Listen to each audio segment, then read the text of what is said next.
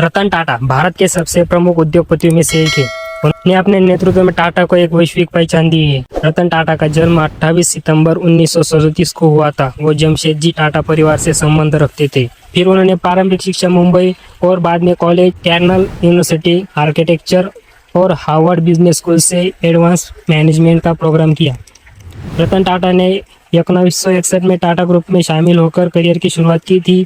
उन्होंने शुरुआत में टाटा स्टील के शॉप फ्लोर पर काम किया था। इससे उनको संगठन की ज़मीनी हकीकत पता चली थी। 1991 में JRD टाटा के बाद टाटा ग्रुप के चेयरमैन बने थे। ग्रुप केवल भारत की बाजार में नहीं, मजबूती अंतर्राष्ट्रीय में भी पहचान बना चुके हैं। टाटा मोटर्स द्वारा सबसे बड़ा एक कदम उठाया गया था कि उन्होंने लैंड रोवर और जैगुआर को अपने कंट्रोल में लिया था।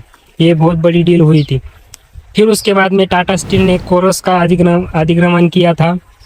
फिर टाटा ग्रुप विविधीकरण पर ध्यान दिया, जिससे टाटा नमक, टाटा चाय, Tata power, Tata textile, Tata motor जैसी बड़ी बड़ी कंपनियां की निर्मित की। रतन टाटा एक समाज सेवक थे। व्यवसाय के अलावा रतन टाटा समाज सेवा गहरी रुचि रखते थे। टाटा ट्रस्ट के माध्यम से उन्होंने शिक्षा, स्वास्थ्य, ग्रामीण विकास क्षेत्रों में उल्लेखनीय योगदान दिया है। ऐसा माना जाता है कि व्यापार में केवल उद्देश्य लाभ कमाना नहीं है, बल्कि समाज के लिए कुछ अच्छा करना भी है।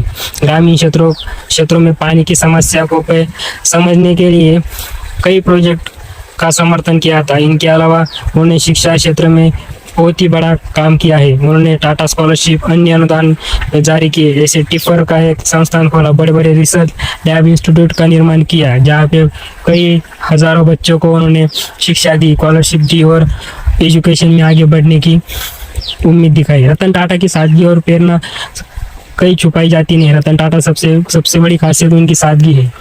वो बड़े उद्योगपति होने के बावजूद हमेशा एक साधारण जीवन जिया करते थे। उन्होंने अपनी संपत्ति का कई हिस्सा समाज सेवा के लिए लगाया था, जिस कारण से वो केवल भारत में नहीं बल्कि विश्व भर में सम्मान प्राप्त हुआ था। उन्हें हमेशा एक नए युवा को उद्योग में लाने के लिए प्रेरणा देते रहे, नए नए स्टार्टअप में पैसा गुताते रहे, जैसे कि ओला, पेटीएम, बायजूस। इनके विचार रतन टाटा हमेशा नवविचार, ईमानदारी और समाज के प्रति भाव रखा करते थे। उन्हें अपने कर्मचारियों और साथियों को हमेशा प्रेरित किया, केवल व्यक्तिमत्व सफलता ध्यान न देते, बल्कि समाज और देश विकास पर भी योगदान देते हैं।